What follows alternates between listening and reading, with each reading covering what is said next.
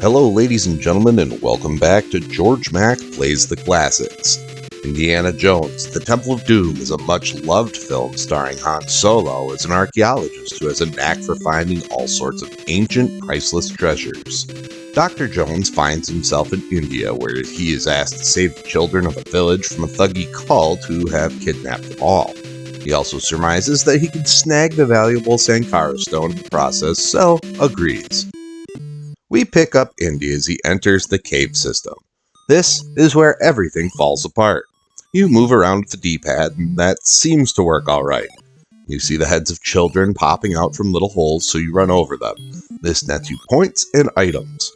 Often the children are sitting on swords and guns, but sometimes you can get map pieces or arrows that point to hidden rooms. You blow these up with bombs that are retrieved from boarded up holes that your sword slices through.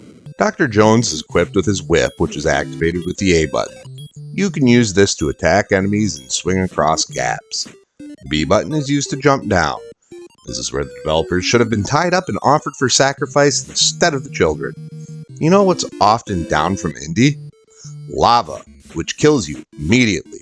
The B button is basically the suicide button. Sure, you can jump left and right by holding the D-pad, but you can't jump up. Nope, you have to jump down. Stupid. The levels are in the stupidest configuration I've seen in a while. Some of the levels loop left and right, others loop up and down. You need to find a key from saving children, which unlocks the door to the next level.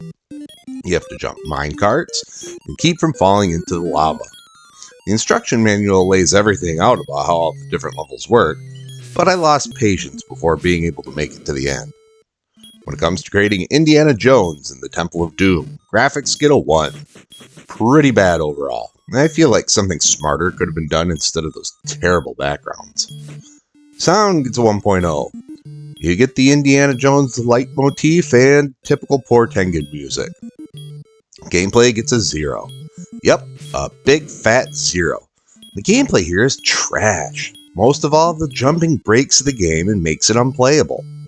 Difficulty gets a 0. The terrible controls make this a game that very few of us will ever suffer long enough to beat. Fun factor gets a 0. I've got no time for love, Dr. Jones. I feel so bad for you if you got this game as a kid and were stuck with it. It's bad. Overall, Indiana Jones and the Temple of Doom earns a 0.4 and gets an E. I think this takes the cake as the worst game of 1988. But we've got a few more games to play before we can solidify that. Well, that's going to do it for me for today. Please make sure to like this video. Let me know how bad you think Indiana Jones and the Temple of Doom is in the comments. And please subscribe to Head Drop Productions here on YouTube because we want you here for each and every video we release. Because it is your destiny.